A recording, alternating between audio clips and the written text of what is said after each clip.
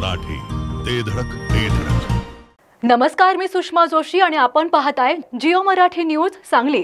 सांगली आणि मिरज भागातील स्थानिक बातम्या पाहण्यासाठी जिओ मराठी सांगली या चॅनलला आताच सबस्क्राइब करा आणि बेल आयकॉनवरती देखील क्लिक करा।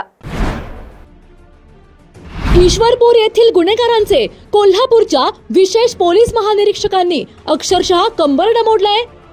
ईश्वरपूर येथील खुनाच्या प्रयत्नातील 10 आरोपींवर सुनील फुलारी यांनी मोक्याची मोठी कारवाई केली आहे। विशेष पोलीस महानिरीक्षक सुनील फुलारी यांच्या या धडाकेबाज कामगिरीमुळे गुन्हेगारी क्षेत्रात मोठी खळबळ उडाली आहे। संघटित गुन्हेगारीचा बिमोड करण्याच्या दृष्टीने 10 आरोपींवर मोक्याची कारवाई करण्यात आली आहे।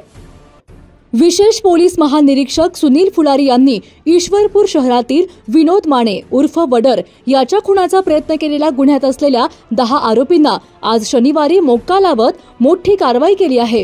गणेशोत्सव आणि स्थानिक स्वराज्य संस्थांच्या निवडणुकीच्या पार्श्वभूमीवर ईश्वरपूर येथील 10 गुन्हेगारांवर कारवाई करून सुनील फुलारी यांनी गुन्हेगारांचे अक्षरशः कंबरडे मोडले आहे।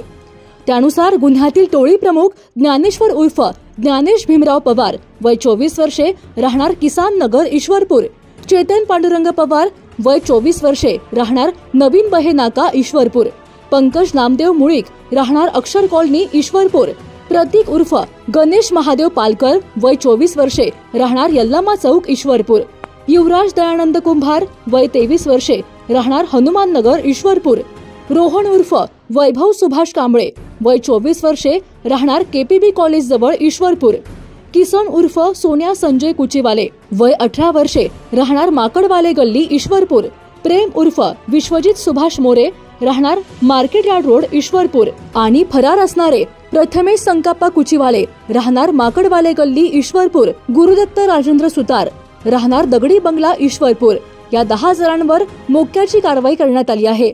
टोळी प्रमुख ज्ञानेश्वर उर्फ ज्ञानेश भीमराव पवार व त्याच्या टोळीचे कार्यक्षेत्र ईश्वरपूर परिसरात आहे। त्यानुसार संघटित गुन्हेगारी निर्माण करून या टोळीने परिसरात दहशत निर्माण केली होती। या टोळीकडून 2018 पासून 2025 पर्यंत आज अखेर सतत गुन्ह्यांची मालिका सुरू होती। त्यामुळे सदर टोळी विरुद्ध मोक्याची कारवाई करण्यासाठी अप्पर पोलीस अधीक्षक बारवकर यांच्याकडून प्रस्ताव प्राप्त करून घेऊन पोलीस निरीक्षक हारुगडे यांनी पोलीस अधीक्षक संदीप घुगे यांच्याकडे प्रस्ताव सादर केला होता।